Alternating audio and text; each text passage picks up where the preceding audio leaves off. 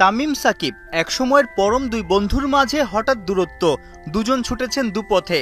কাকতালীয় বটে, দুজনার সেই দুই পথ যেন এক জায়গায় গিয়েই থামছে। ভিন্ন ভিন্ন কারণে তামিম সাকিব জাতীয় দলের বাইরে। চ্যাম্পিয়ন্স ট্রফিতে কি আবার ওদের দেখা যাবে জাতীয় দলের জার্সিতে? বিপিএলে ফর্ম আর ফিটনেস দারুণভাবে দেখাতে পারলেই হয়তো ফেব্রুয়ারিতে চ্যাম্পিয়ন্স ট্রফিতে ওপেনিংয়ে দেখা যাবে খান সাহেবকে।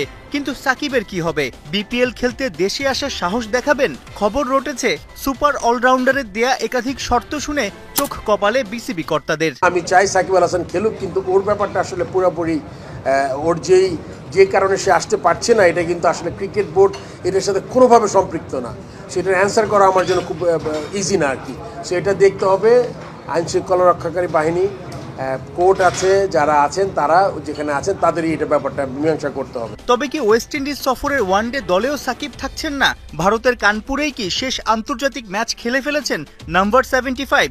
আমরা তো এখনো আমাদের লিস্টে আছে, আমরা আশা করি জোর একটা মানে সে যেভাবে চাচ্ছে বা এটা কিছু যদি সমাধান হয় তাহলে ডেফিনেটলি স্টিল আমি মনে করি সাকিব এখনও ক্ষমতা রাখি খেলার ন্যাশনাল টিমে।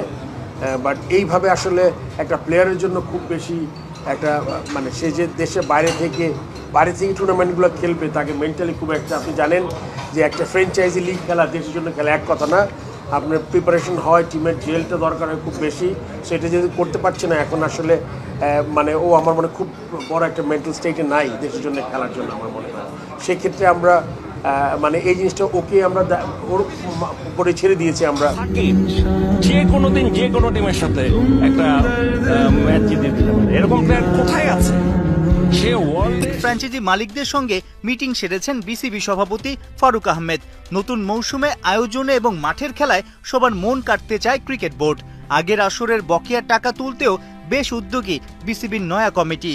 লাস্ট যারা ফ্র্যাঞ্চাইজি ফি বাকি ছিল তাদের আমরা উকিল নোটিশ করেছি আর কি। আমরা মানে আরবিট্রেশন উকিল নোটিশ ঠিক না, বা কথা ঠিক করে নিচ্ছি আমি।